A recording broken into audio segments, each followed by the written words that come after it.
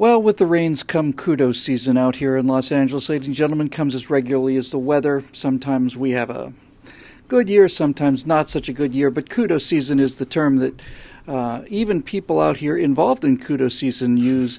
And basically what it is a term that refers to the several-month-long orgy of self-congratulation and genuine crapulence that makes up our moral superiors in the entertainment community. We call it kudos season because it was once a kudos show, which was called the Academy Awards. But that wasn't enough kudos for the bottomless pits of degeneracy and despair that make up our moral superiors here in the entertainment industry. And so we had to add the Golden Globes, and then we had to add the Screen Actors Guild Awards and the Writers Guild Awards, and we had to add all these other awards. There's about 30 of them now or something, where for a couple months people will go out and tell themselves how wonderful they are. But the Academy Awards is the champion, and this is the one I want to talk about today because there's a couple things interesting about this year's Academy Awards. First of all, as you may remember in a show we talked about, Kevin Hart, who was hired to be a very funny guy, very good actor, was hired as the host, but at some point in the past, he had some double plus ungood thoughts that the Ministry of Truth was able to uncover, and he has been sent to re-education camp until he loves Big Brother. So, for the first time in my memory anyway, there is no host for the Academy Awards. Steve, I'm left with this conclusion. If the Academy Awards is saying that we cannot find a host who is to the left of Kevin Hart or any of the other Hollywood celebrities, I suspect what they're saying is that they do not believe that there is anybody to the left of them, which means anybody who is morally above them. Anybody they might at this point have hired to host the Oscars could at some point have turned up something that was just, bad think and crime think, and they didn't crime stop themselves. And the next thing you know, they're thought criminals, and that impugns the entire academy and brings the entire golden edifice crashing to the ground. So, what do you think about the fact that the Academy Awards has decided that they cannot find anybody pure enough in terms of ideology to host the Academy Awards? Yeah, a town full of entertainers, and they can't find one person to entertain themselves without causing themselves offense. Because let's face it, you don't fire Kevin Hart from the hosting gig in order to please people in Colorado or Texas or even in New York. You fire Kevin Hart to please people in Los Angeles. Okay, so that is what Berkeley. That is about. Yeah, that's right. Yeah, they're not worried about. If you had Kevin Hart, you might get the best ratings out here in flyover country that they've had in years. He's an entertaining fellow. The problem is, the reason they can't find these people is that word I used, entertainers. It's not really what we have anymore. We've got lots of fine actors and actresses, but we don't develop entertainers the way we used to. People who had a public persona, it might have been fake. Johnny Carson was apparently a miserable SOB in real life, but you put him behind the desk, you give him the monologue, whatever, and he was cool and unflappable and charming and funny. That was his entertainer persona. Frank Sinatra had it. Bob Hope had it. Sammy Davis had it. It's just, we had entertainers, and now the object is for these actors and actresses may play somebody funny or noble, heroic, whatever on the big screen, and then they get on Twitter to show just how tiny they are in real life. And you can't have a tiny little person hosting an award show, and that's why you've got a room of how many people in that theater, Bill, where they hold the Oscars? 500, 1,000? It's huge. And you can't find one of them who's an entertainer enough to host the show. What I'd like to do, though, is take this a step further. I think what we need are Oscar reparations.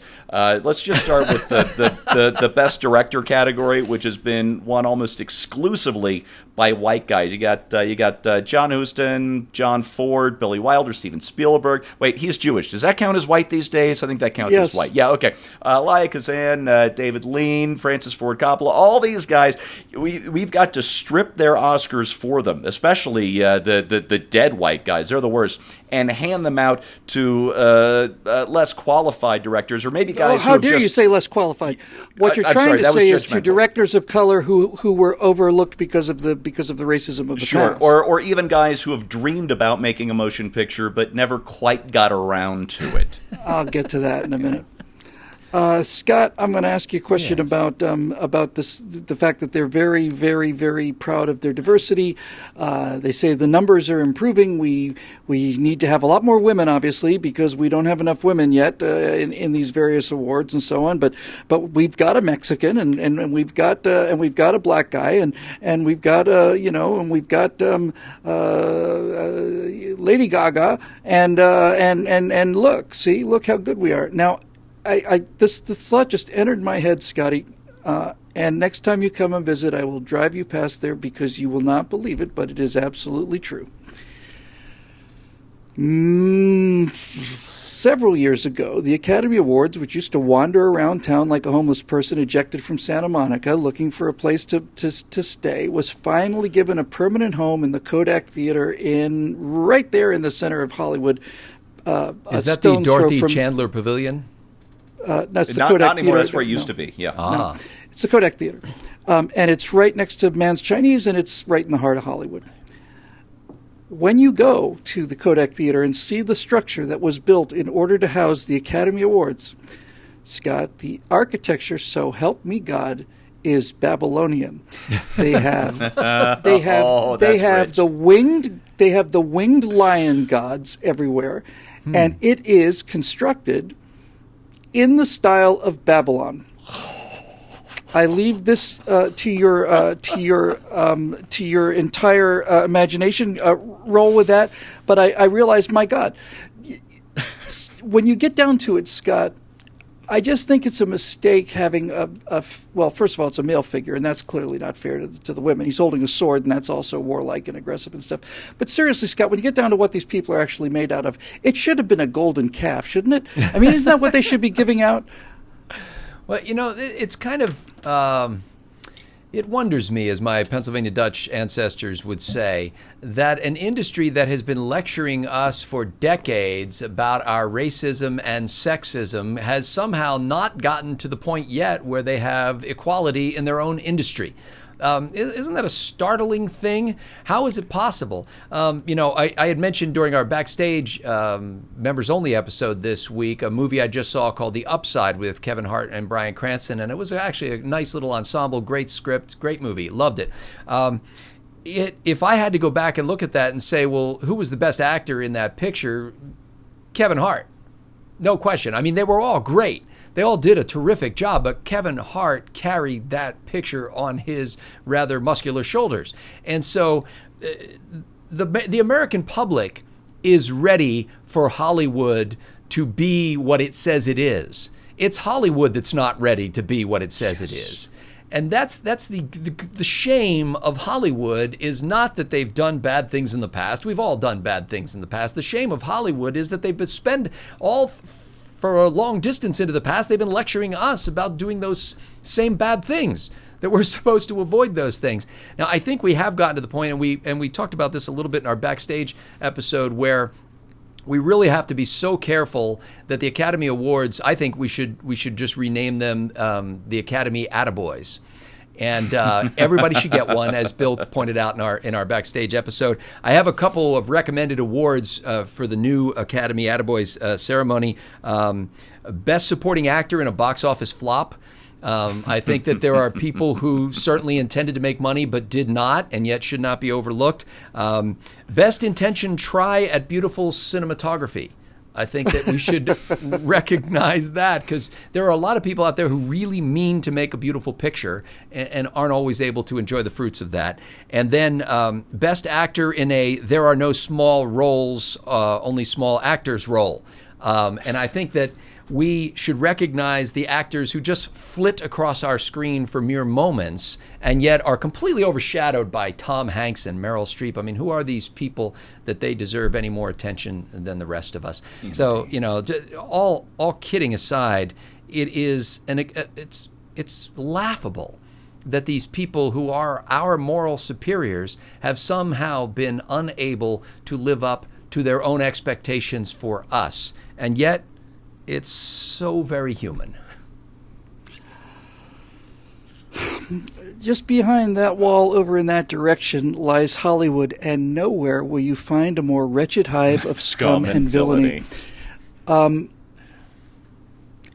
We have found ourselves in a world now for quite a long time where the worst people among us are telling us how we should behave. And I think we've had about enough of it. If you are basically saying that that if you have 5 best actor contestants and not enough of them are black, and that you're not looking at the 5 best performances anymore, but you have to include a black performance because of your philosophy, then essentially you've set up a best black actor category, which is racist and stupid and exactly the way that Hollywood thinks. There's never been an industry where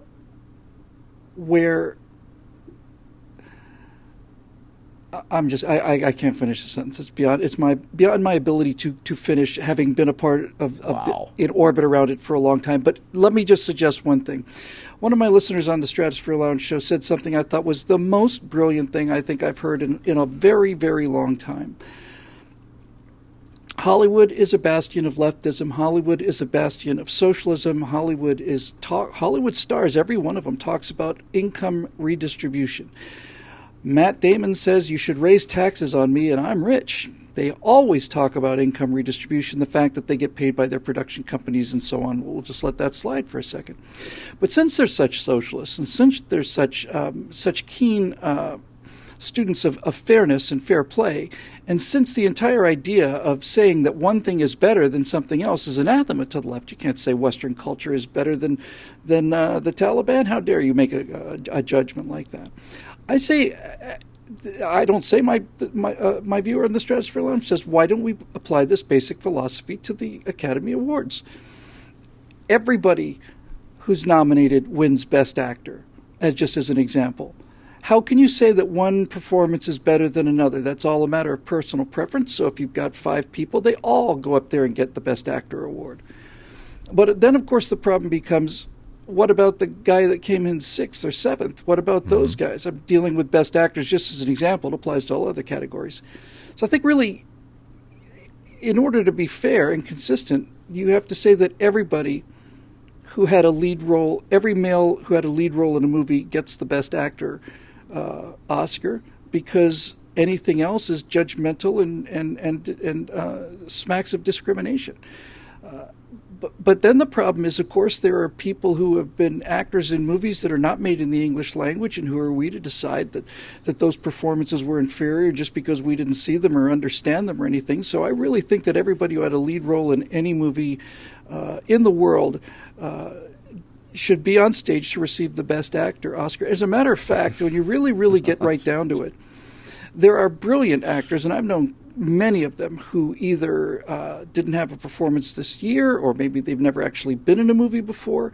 And to say that Bradley Cooper, as an example, is better than some of these actors, many of them actors of color, who have never actually been, or at least not this year, in a movie, to hold that against them, I think, is discriminatory and evil. And so I basically think that every actor that has been in a movie this year wins the Best Actor award. I don't see any other way to be fair about it. I really don't.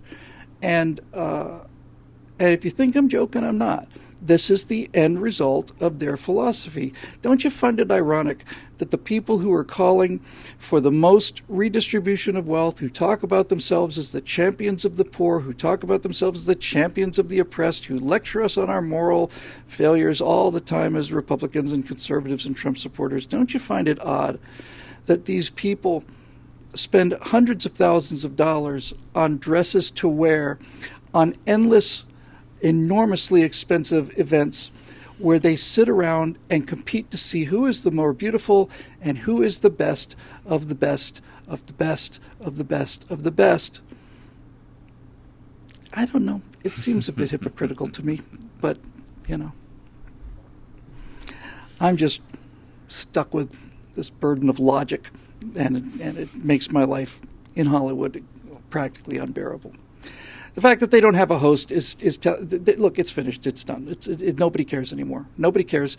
And you wanted to be actors. You were actors, and you're very fine actors. You wanted to be political pundits. You're idiots, and nobody cares. And shut up and sing.